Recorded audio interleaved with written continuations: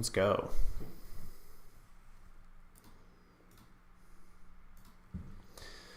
Let's look through trying to get everything situated here on the stream front. Everything good? Yeah, everything's good. HKD. Wow, HKD topped out at 255530. Currently trading at, what is that, 1580. What an absolute fucking ridiculous move on HKD today. Ian, did you end up hitting that by any chance?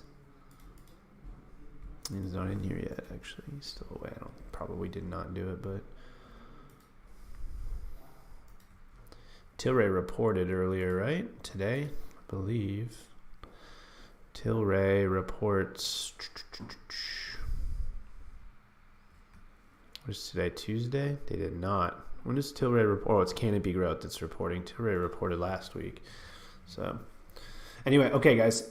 Feel free, if there's any trade ideas or any things that you guys have already taken, feel free to let me know. We can go through it as a group. We can look through some of the stuff that we're currently already looking at. We looked at Pepsi last night. Pepsi didn't give us the breakout that we wanted, so we were able to avoid taking a long position in Pepsi, but this is still on our radar here.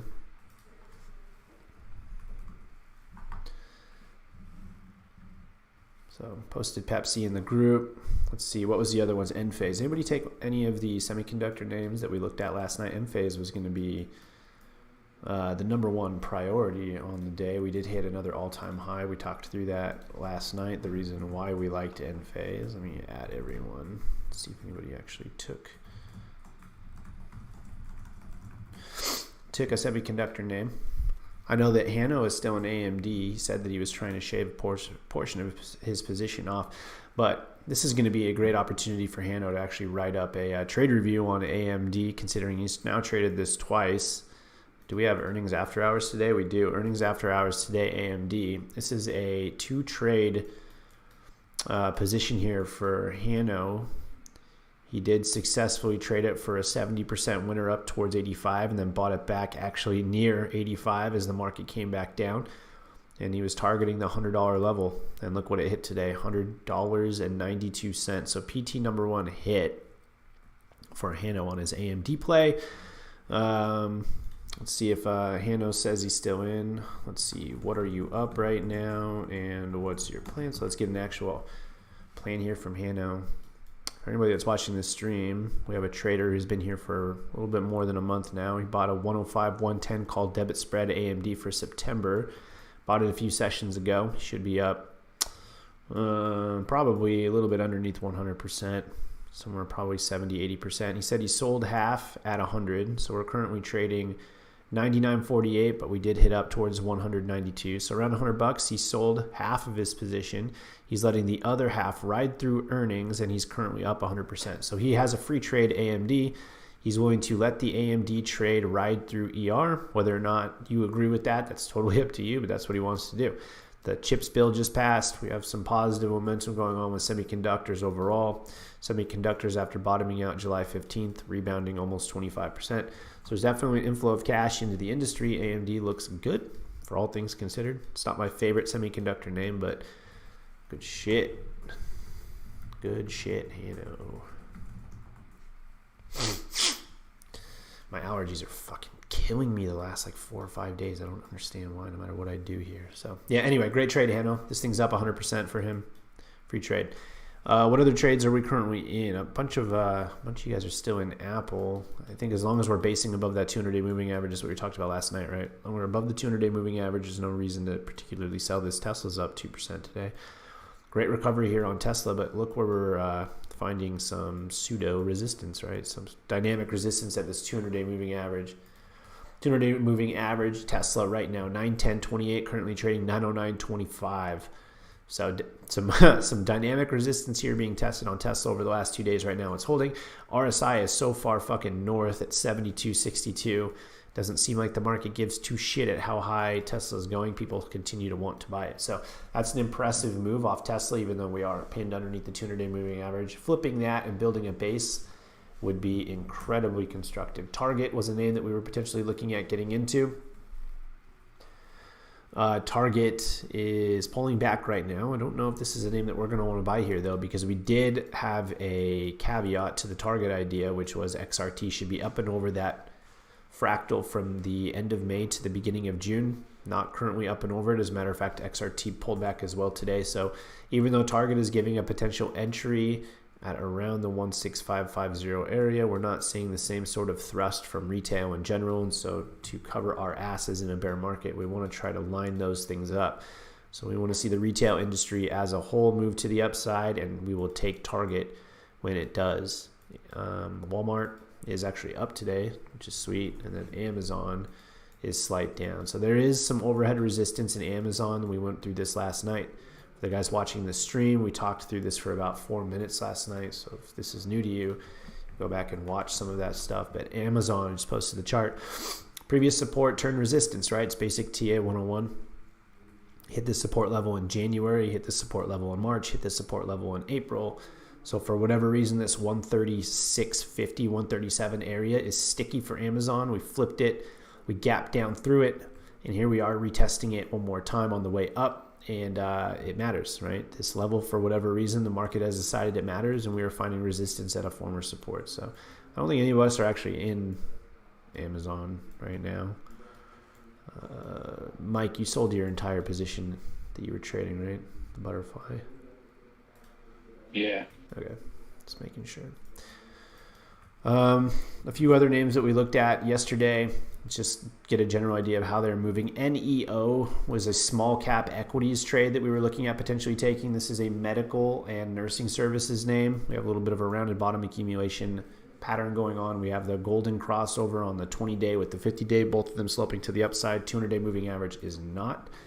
But this was a higher reward, higher risk trade, and so therefore we could lower the risk by just buying shares and not fucking with the options chain. It is up today, up 2.52%. Let's look at basic factor analysis. We'd like to see small cap growth beat SPY, and right now small cap growth is up the most against SPY today, up 0.92%. As a matter of fact, we're about to hit a new 50-day high with this intermarket relationship. So we like to see small cap growth outcompete the major market indexes. That means that the market is rewarding risk more than punishing it. That's what we want to see. Small cap value or large cap value is down against SPY. This is good. We like this. Value across the board is down, and growth across the board is up. So realistically, this is what we want to see the market doing, and in a market where we would expect risk and growth to continue to be rewarded here. So any open trades or any questions, feel free to post them. I'm going to scan really quick through 50-day highs today. We do not have a meetup tonight. It's Tuesday, so we might as well run this scan right now, and we'll post it. If you're watching the stream, FinViz Scanner is free. It should be your best friend until you can afford or move to a paid version. 50-day high, average volume over 1 million, optionable and shortable is always a great place to start. Figure out what's moving on the day and what's not moving on the day. We have 119 tickers. Yesterday we had 800. So just point out there's a lot less names hitting 50-day highs today. Sectors, we can go through some of these and see what prevalent sectors are moving. We have 2 basic materials names, both of them specialty chemicals. Neither of them necessarily stand out to me. We have some calm names. Let's see if any of them are breaking up and over previous horizontal resistance areas. Merit something. Roblox once again hit a 50-day high. Is anybody in here in Roblox? I know we talked about this previously, that it was showing relative strength over the market. I don't know if anybody actually took anything though. Let's see. BLNK. We have some EV names that are moving, but nothing that stands out necessarily for a trade idea. I don't like Blink until we're at least above 24.5. That 200-day moving average somewhere around 24, but we are in a series of higher highs here, and we are up roughly 62%. So from a technical standpoint, I don't like the trade, but from an absolute standpoint, it is showing relative strength. DraftKings, look at this. This is what I'm talking about with these accumulation patterns that you're seeing, man, across the market. Like, DraftKings is a doo-doo stock, man. DraftKings is meme fucking special. But when these things are placing in these rounded fractals, look at this.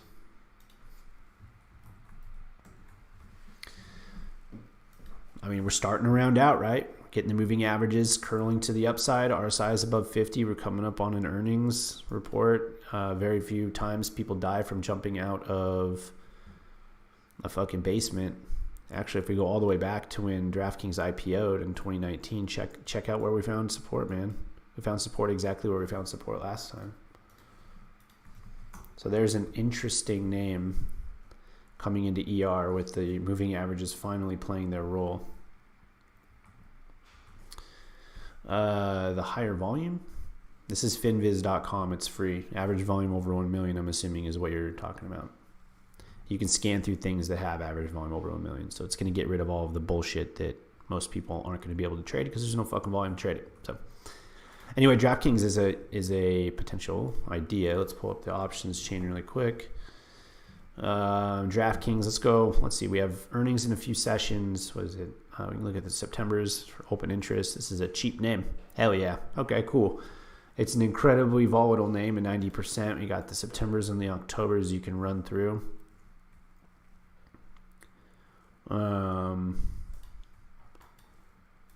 Anybody here like the DraftKings trade? Or at least the setup? BRB setup. It is a BRB setup. When is earnings? August 5th. So yeah, we could have a potential BRB. What do you think, 14.5? Or 15? Yeah, 14.5. 14.5? Okay. Stream if you can't hear, it's because I got headphones on this session. I'm not going to play speakers. I'm in the office today and it's fucking echoey already. So okay, Mike in Discord says 14.5, so we're going to draw a level there. Yeah, why not? High volume breakout. We have a horizontal resistance area breakout at 14.5. We can reasonably expect a pullback. IV's high, so we're going to want to buy some spreads. What are you thinking for something like this? September or October? Let's see if there's even an R to R here to make it worth it. Both of them have enough volume, so that's not the problem. I'd probably play September's. Yeah. Yeah. Let's look at just a naked 20. Even with 90 IV? Yeah, I mean, it's cheap. $40. It's true. You could buy a spread. You could buy the 17.5, sell the 20 for a $51. $51 for max profit of 200 though for a 4-to-1. Well, I guess if you're just looking to play this for multiples. I think it depends. Are you looking to play this just strictly for ER, or are you looking to play this for post ER? Because if it's post ER, I think spread is the way to go. If it's just for a quick flip, probably the naked would be fine. Yeah, I'm not playing it for earnings. I'm playing just the chart setup. I think spread would probably make more sense then. And you could buy a couple. Listen, a 4-to-1's a 4-to-1. Doesn't matter how much it costs, right? As long as it fits your account balance. Right. Yeah, okay. There we go. For everybody that's watching on stream, I just came up with a trade idea with DraftKings. This kind of fell into our lap. Check this out. Little fib extension here off of the fractal and post it in Discord. Dude, look at this, man. Giving the stream free alpha, bro. So DraftKings, this looks okay. We have a rounded bottom here coming on. We stamped out a May low. This is a requirement within TTI for this push here is we're looking for a May low and then a June low that did not come back and test that May low. This shows relative strength because the overall market did come lower, right? So this is a good way to filter out shitty stocks versus strong stocks. DraftKings did not hit a lower low here in June. So that meets our requirement. We have a rounded bottom. Fractal here forming since the beginning of May. We have a horizontal level breakout at 14.5. High volume day today. Statistics show that 66% of the time we're going to have a pullback in towards that horizontal level the very next day. So tomorrow morning, 14.50 is the goal. We're looking to buy a 17.5 and sell a 20. Just so happens that 1.618 for our price target is 17.5. Confluence. Love it. Fucking makes it way more fun to buy. Awesome. Makes it way more fun to buy when everything lines up. Cool. Let's do it. It's fucking $50, bro. Let's throw our hat in the ring for DraftKings tomorrow morning as long as we get the pullback. So let's see. Do we use anything besides FinViz? Thinkorswim is what I use as well. But FinViz we use as a group because it's free and it's easy to navigate. Thinkorswim gives you anything you can potentially want. You can get as creative as you want. But realistically, I just want to point out most filtering or most scanning services are the same. And what matters the most is between your ears. You have to know what you're looking for, and then you can build scanners around that, right? So whatever service you want to use, remember the most important thing is between your ears, and you have to know what you're actually trying to scan for. Otherwise, you're not going to know how to use the platform. So Finviz is a great place to start, though. Absolutely nothing wrong with that. Okay, we just found a potential trade idea on DraftKings through Finviz, right? So DraftKings, and we just did it right here. And move the camera over briefly so you can see.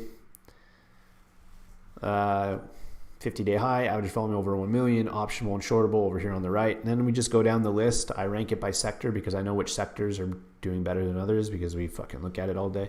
This is consumer cyclical, which is XLY. These are consumer discretionary names. Think, hey, if you have more money than you need, where are you going to go spend it? DraftKings, right? You're going to go buy a car, Ford Motors, right? You're going to fucking Penn National Gaming. You get the drift, right? It's sector here. We know this is performing very well right now. DraftKings was looking like a horizontal level break. I looked at it. You can scan over the ticker and get a general idea really quick. If that looks like something that could potentially be a trade, pull it up on TradingView, which is what we use. There it is. Bada bing, bada boom. All right, let's see. Move the camera back though because it's in my way now. Maybe I can move it back slightly. Give you guys a decent view. Bought this like phone stand that like plugs to the table and it works about 7% of the time.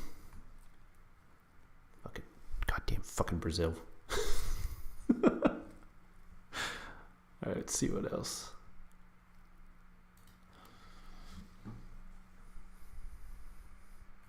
Look at Ride today. EVs in general, man. Ride's up 7%. Look at that. So this is the same sort of fractal that we just went over with DraftKings, right? We already had this.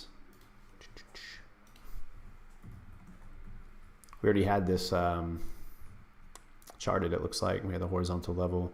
So this is a BRB setup potentially at 230, 225. I don't know if I'd want to go out and buy Ride, but RSI is above the 50. You got the oscillation breakdown, 50 held. We're back up near 70. Horizontal level breakout, 225. This looks like the exact same setup as DraftKings, except this is 1 day in advance. So. I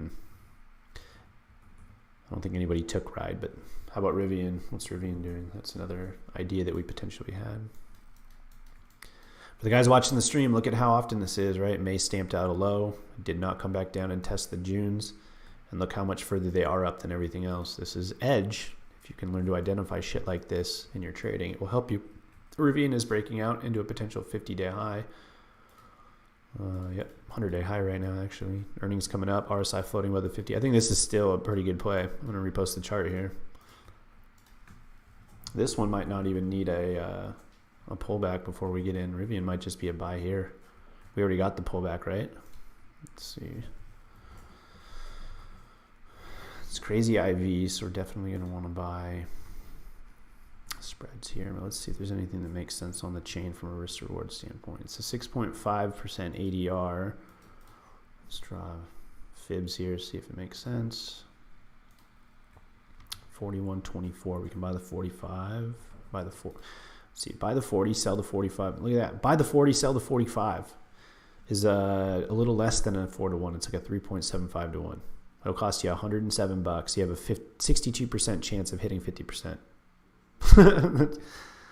That's like right off the bat. That's pretty goddamn good. Buying the 45 and selling the 50 is going to give you like near fucking 10 to 1. But I feel like that might be a little pushing it. I like that. Why not? Look at the open interest on the 40 and the 45s in September for Rivian here. You got the R to R. Right? You got the, for anyone watching the stream here, if you look over here, we calculate risk to reward, right? You're paying 107 for a max profit of 393. We generally look for anything greater than 3-to-1, but we would love 4-to-1 or higher. This is around a 3.5 to 3.75 to 1. So for every $1 you're risking, you have the potential to make 3.75. That's a bet that you should be willing to make if the technicals match up. Tastyworks also gives us a handy dandy little calculation here that shows you the probability of it hitting 50%. This is a 61% hit rate on a 50% winner. I don't know if you guys go to Vegas, but there are casinos that make billions on less of an edge than 61%. So that is definitely something you can build an edge around. You like the Rivian spread or no? Anybody constructive criticism for me? Like I said, I don't know if I'd wait for a pullback on this one. I think we already got it. We've been floating above the 50 RSI since July 5th. So we're coming up on a full month above 50.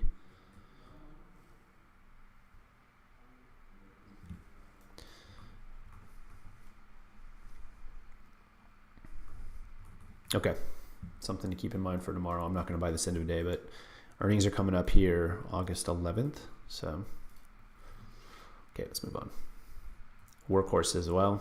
RIP. I have no idea where Turtle is, but Turtle, if you're somehow watching and consuming this content, every single time for the rest of my life that I see Workhorse, I will remember you. So thank you. Stamped out a low in May. It's up 75% since then. We're actually coming up and testing the 200. I fucking hate Workhorse. I'm not going to buy this, but EVs across the board, right? Going nuts. Let's see what else here.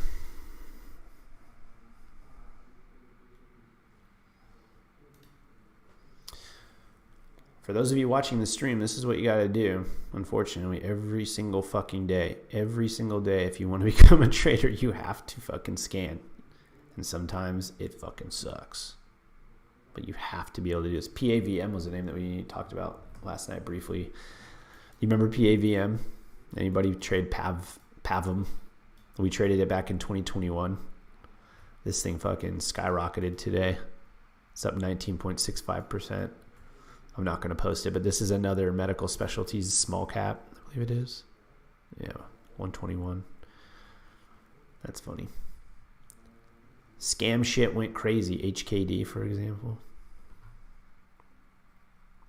A lot of healthcare names on the 50-day high. Most of these are going to be small caps. Plug 50-day high. Is there anything here with Plug? No, that chart sucks. Space 50-day high. You know the market's starting to reward literal dog shit when Space is hitting 50-day highs. This chart sucks.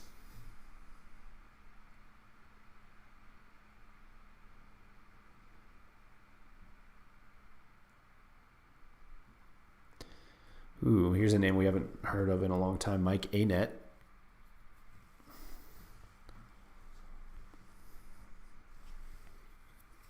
Anet gapped up. Good earnings. Sold off to the 200. Let's see if we can build a base above the 200, but I don't like the setup itself. And we have a bunch of tech names. Let's see if any of them make sense. GitLab, GTLB.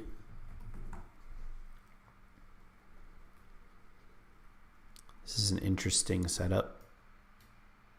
Check this out.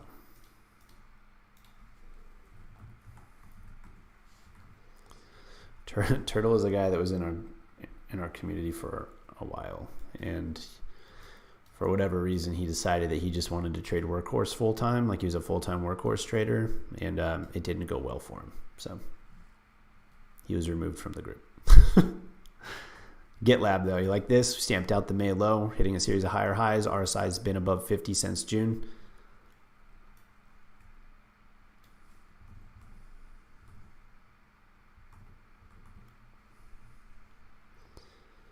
I mean, I'm not just going to let somebody sit in the group if they're just a perennial loser. I'm going to do them a favor. If we're not doing them any help and then they're actively not helping everybody else become better, they're just, like it's fair, right? It's like a toxic relationship.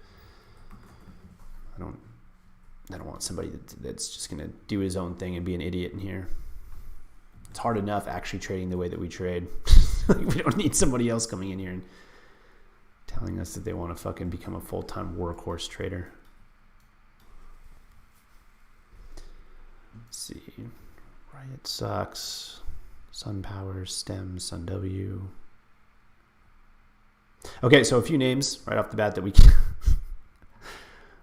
A few names right off the bat. DraftKings, right? So we have a rounded bottom here. Pull this up on the rounded bottom. Potential pullback to 14.5. Mike and I looked through the chain. Throw the fibs across it. 1.618 gives us a 17.5 price target. Buy the 17.5 and sell the 20, and you're getting a 4-to-1. It'll cost you about $50.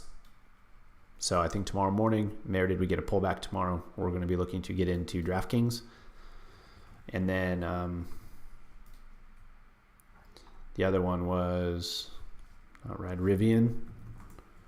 Another XLY related name. So I want to point this out. They're both XLY, but they're completely different industries. So it's up to you how you want to dictate that. But Rivian as well is cheap. There's a spread available. Buy the 40, sell the 45. It's a 3.75 to 1. It's not expensive. You have a few sessions before earnings really starts ramping up on this thing. So EVs are being rewarded right now for whatever reason. Ride's up. Workhorse is up. Rivian's up. Tesla's up. And Rivian is giving us a cheap entry here with a potential price target of $40. So opportunity there for Rivian. GitLab is interesting to me, but I don't know if that's a name that we want to take. Any questions, feel free. Let's look through the Volkowski blog really quick and see what he posted today, see if there's a forecast. There is a forecast update on Tuesday. It's giving us sector strength. That's it. So nothing there on the Volkowski stuff yet. But let's look at factor analysis really quick. Start utilizing the quarter-to-date chart now. So we have some data here. So quarter-to-date. Let's look at what is outperforming and what's not, and then we'll go back to, well, let's start with year-to-date, I guess. Year-to-date, IWO is a new high. So new high going back to the May lows in IWO. We are now down only 9%. At the lows, we were down 17%, so an 8% swing here-ish. IWO against SPY. We have large cap growth consolidating. We have mid cap growth hitting higher highs. And then we have value across the board coming down. So once again, the market is rewarding growth. Quarter-to-date shows that mid cap growth is up the most, followed by large cap growth and then small cap growth. Growth across the board. Look what's down the most over the last, this is about 5 weeks. Big cap value, which shouldn't be a surprise to anybody in here. If you're watching the stream, we've, don't like to say this always, but we definitely fucking nailed the bottom of this reversal. Recorded on the YouTube. So I'm glad we fucking record every stream now, so I have evidence of everything that we fucking say. Consumer discretionary is now inking its way back up to, dude, look at consumer discretionary on the year-to-date chart. Let me post this in the Discord. Consumer discretionary is fucking killing it. For whatever reason, the worst performing sector year-to-date, worst performing sector year-to-date has not only overtaken XLC, but it is now on track to overtake technology as well. That's fucking wild. XLY is Amazon, Tesla, shit like that. Let's go to the quarter-to-date. Quarter-to-date, XLY is up the most. That's wild to me, man. Absolutely fucking blows my mind that consumer discretionary is able to do shit like this. Let's look at U.S. industries. So we are along the right areas. FDN is continuing to struggle, man. Internet names, for whatever reason, have just not performed well during this rally. Semiconductors, though, are. Software is. Retail is trying. Clean energy is trying. Check out TAN. TAN is now the only industry this year in the green that's not energy related. TAN is up 9.85% this year. That is fucking nuts. And it all came last week. Quarter to date, TAN is up 18.43%. The only thing that's up more this quarter is PBW, which is ironically up 24.46. So here we go. Look at that. What is inside PBW to make this thing pop so much over TAN right now? On the year-to-date chart, TAN is the safer trade, but right now, immediately, PBW is outperforming TAN. So let's actually dive into the holdings and see really quick. The returns, EOSE is up 125.63%. EOSE. Let's see. We have this already charted, so we were looking at EOSE. Probably not something we want to buy here. GOEV, these are literal dog shit companies. IEA. Yeah, I hate all of these. STEM, nope. Right, well, What is STEM? An electrical product. It's a manufacturer company. Posting this for transparency reasons, but this is not a chart we probably want to get long. I'll check the chain here just in case. Can't imagine there's going to be too much. Oh, there's a little bit of open interest, actually. I'm surprised. Look at that, man. There's some open interest on the Octobers for STEM. 102 IV. Less than a 3-to-1 on the spreads, though. So it's probably a hedge, to be honest with you, in STEM. Somebody is loading up on STEM calls for October.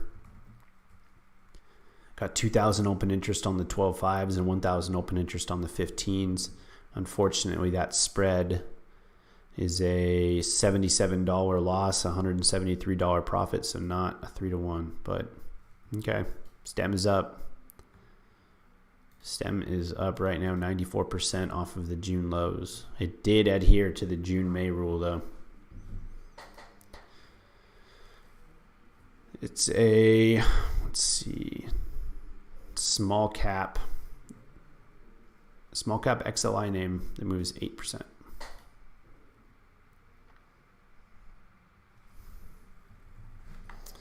ARRY. No, don't like that. ENVX. Don't like that. FLNC.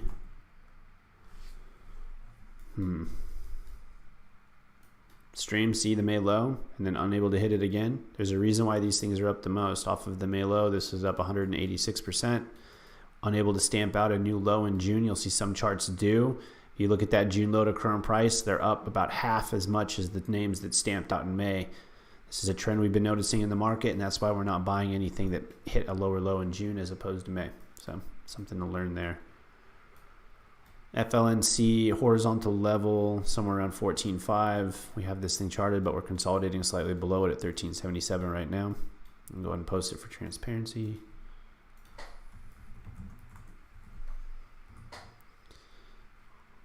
EVGO. Let's see. Starting to get in some of the bigger companies that aren't moving as much, though.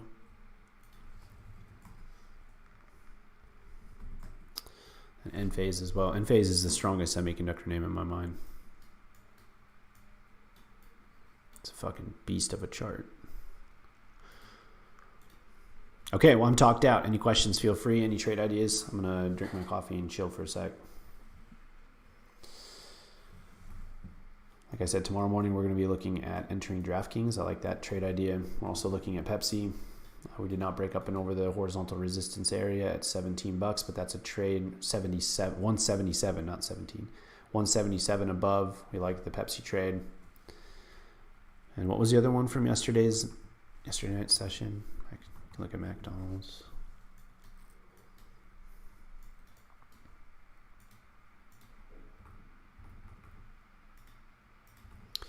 We talked about McDonald's last night, right? Let's ask the group really quick. What do you guys think about this? He's looking at the level at 26150-ish. I'm looking at the level at 26950-ish for an all-time high breakout. What do you guys think? APDN did good for you. APDN. Yep, nice, man. Something that I absolutely do not trade ever, but congrats, that's dope. HKD is another example, things that I do not touch. If you make $1 million trading shit like this, that's fucking awesome. But I do not.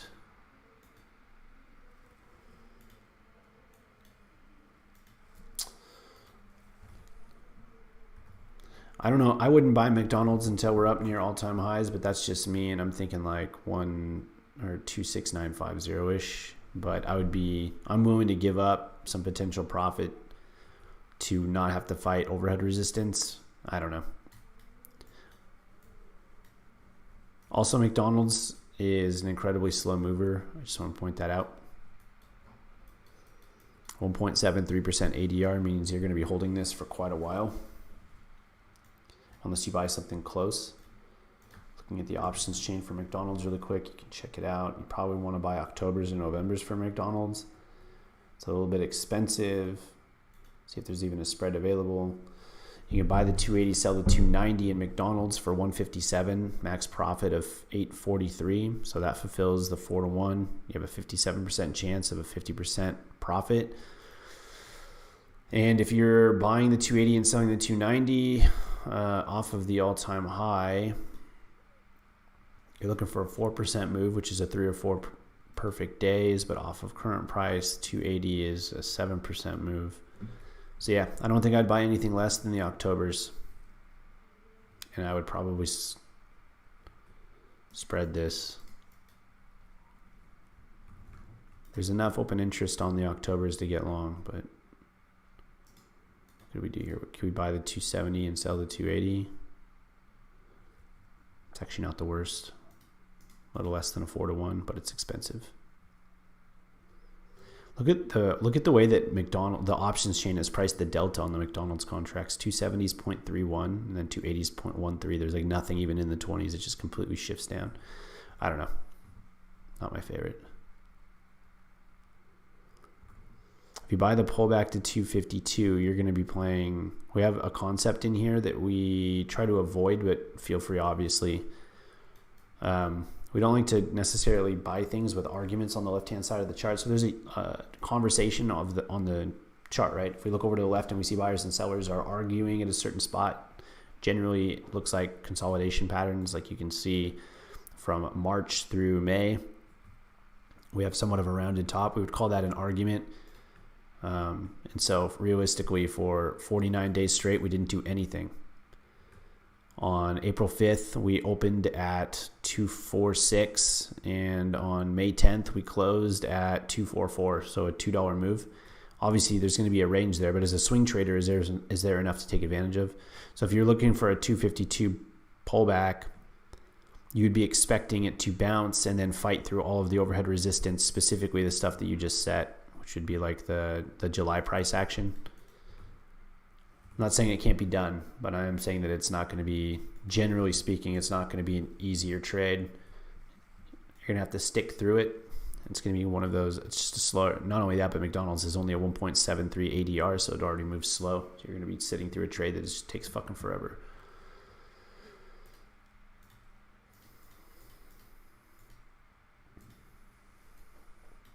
VIX is up 3%, but down from where we were. The dollar has bounced off of the $50 or 50-day moving average. Same spot we found resistance or support rather in May, so something to look for. The Q is continuing to consolidate above the May to June fractal. We need that in my mind. SPY needs to get up there in my mind. Tesla 1.47 consolidating prior to 200-day moving average. Oil slight up, 94.23 up 0.65.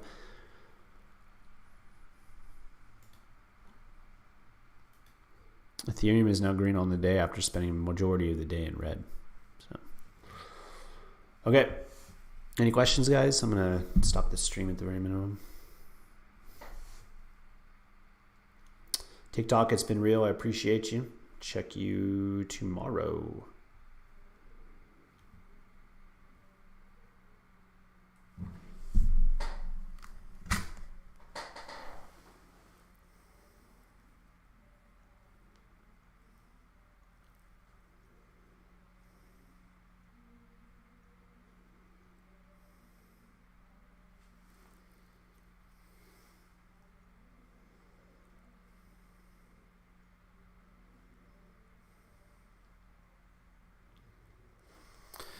All right, I'm going to end the YouTube stream as well because I didn't realize it was still going.